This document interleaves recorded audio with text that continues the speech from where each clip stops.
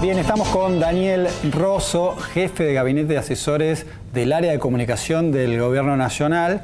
Lo invitamos con esta excusa. Presentó este libro, a ver si lo toma esta cámara, Máquinas de captura, los medios concentrados en tiempo del kirchnerismo. Hay mucho debate y hay muchas frases muy interesantes en este libro. Yo las trato de anclar con hechos de la realidad. Vamos a ver si lo sacamos de la teoría a Daniel Rosso. Y le quiero preguntar, voy a arrancar directamente con una frase del libro que está en la introducción, que la hace Galasso, ¿no? La introducción, sí. Norberto Galasso.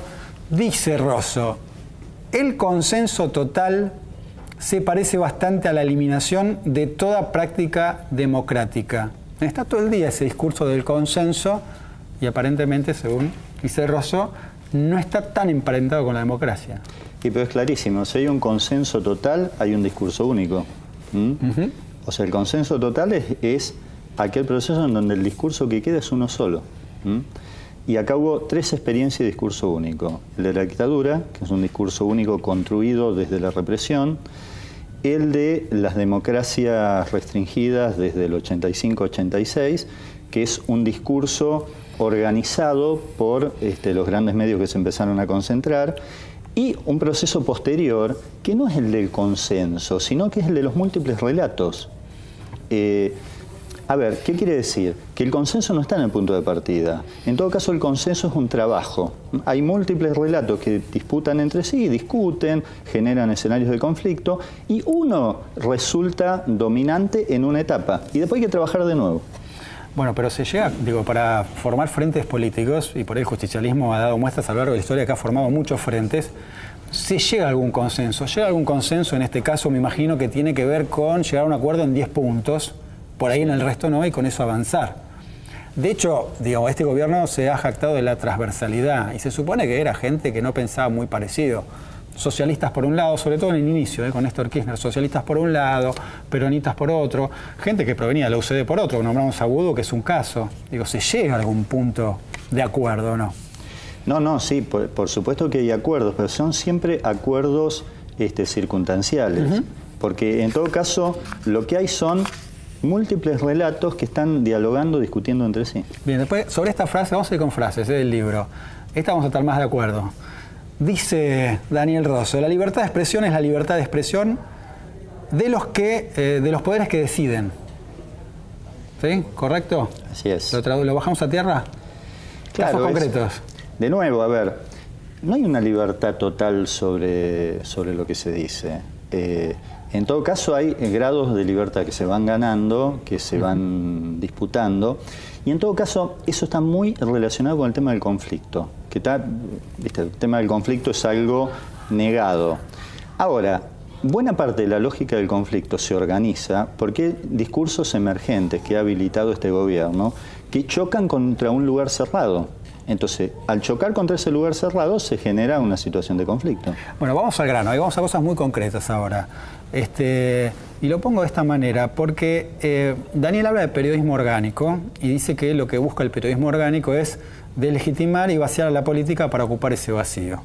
De alguna manera uno va traduciendo en estas elucubraciones que hace Daniel en el libro, esta teoría, este pensamiento, empieza a entender un poco por qué muchos dirigentes del gobierno no han desembarcado en las señales del grupo Clarín, ¿sí? Uno traduce que juegan de visitante, que el material no lo editan, que siempre se juega en contra, que buscan castigar a los invitados para sacarle legitimidad y vaciarlos de poder. Sin embargo, lo que uno ve ahora, después de las elecciones, es que de a poquito van reapareciendo en esos sets de televisión de los cuales se habían ido.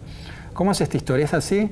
Uno juega de visitante, si uno va a un canal crítico, juega de visitante, no puede decir lo que quiere decir, le cambian el discurso.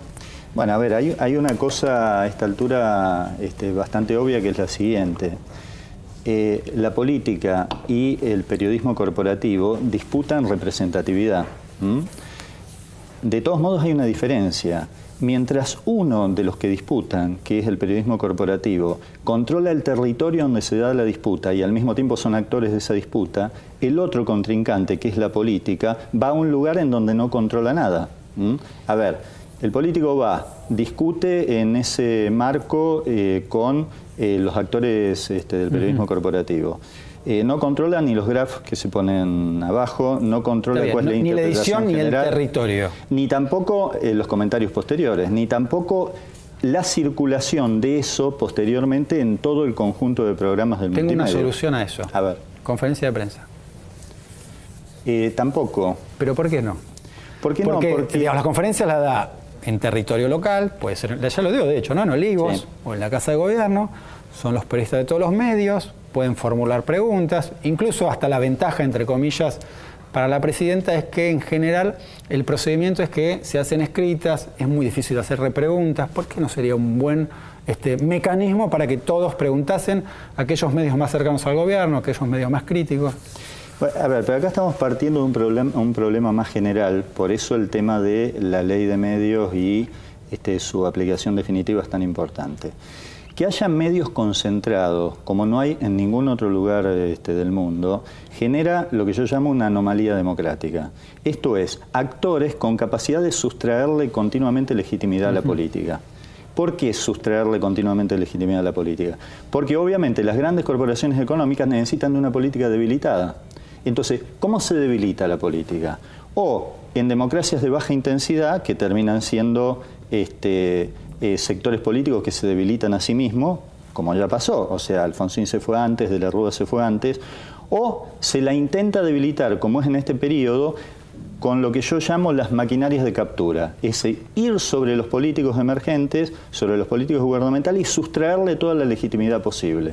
De tal modo, es curioso lo que pasa hoy, porque se denuncia que el gobierno cayó en una persona supuestamente deslegitimada, que es el vicepresidente. Ahora, no se hace la historia de cómo estos mecanismos, estas máquinas de captura, que son los grandes medios concentrados, trabajaron estos últimos 2 años para sustraerle la legitimidad.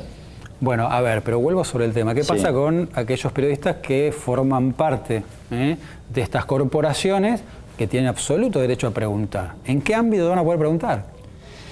Yo lo que te planteo es lo siguiente, es mientras más concentrado es un medio, menor libertad individual tiene el periodista que trabaja en él. A ver, pero es una cosa lógica, obvia. Si vos tenés un medio que tiene 200 medios y vos sos un periodista individual, porque tampoco tenés posibilidad de asociarte en comisiones internas, no hay poder gremial en esos medios. O sea, tenés el individuo, el periodista, y como contrincante un sistema de 200 medios. ¿Cuál es la capacidad de independencia que tiene ese periodista?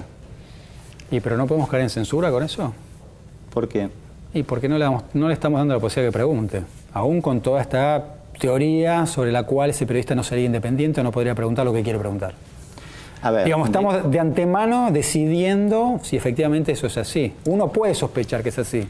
Ahora uno de antemano me parece que le está restringiendo esa posibilidad. Yo te diría que hay 2 cosas. Primero, no es cierto que no puedan preguntar. De hecho, hay muchos ejemplos en donde sí pueden preguntar. Segundo, acá tenemos un problema mayor, que es cómo se protege al sistema político de estas grandes máquinas de sustracción de legitimidad que son los medios concentrados. ¿Y cómo se protege? ¿Comunicación directa? Discursos y que no haya preguntas, ¿no es un riesgo eso? No. De hecho hay situaciones en donde hay preguntas. De hecho hay situaciones en donde los grandes medios también pueden preguntar y de hecho, como bien decís vos, se va a los grandes medios. Se va a TN, se va... Ahora, eso no resuelve el problema más general, salvo que se aplique a fondo la ley, de cómo haces cuando vos tenés un inmenso mecanismo de sustracción de legitimidad a la política operando todo el tiempo. Y hay ejemplos, a ver, no es casualidad que desde el 83 hasta ahora la mayoría de los gobiernos tengan problemas para mantener su legitimidad pública. Bien, aquellos que quieren profundizar, lo recomiendo. Máquinas de captura es un hombre que pertenece al staff de comunicación del Gobierno Nacional. Da para el debate, es muy interesante el libro, da mucho para debatir. Bueno, debatimos una partecita nada más. Esto es una muestra de lo que se puede hacer. Y además aquellos que dicen que el gobierno no habla de su propia comunicación, bueno, acá hay un libro, se va a entender claramente parte de la lógica del Gobierno Nacional respecto a cómo maneja la comunicación. Gracias por venir, Daniel Rosso. Gracias bueno, a nosotros vos, nos reencontramos como siempre jueves 22 horas aquí por CN23. Chau. Suerte juega con cartas.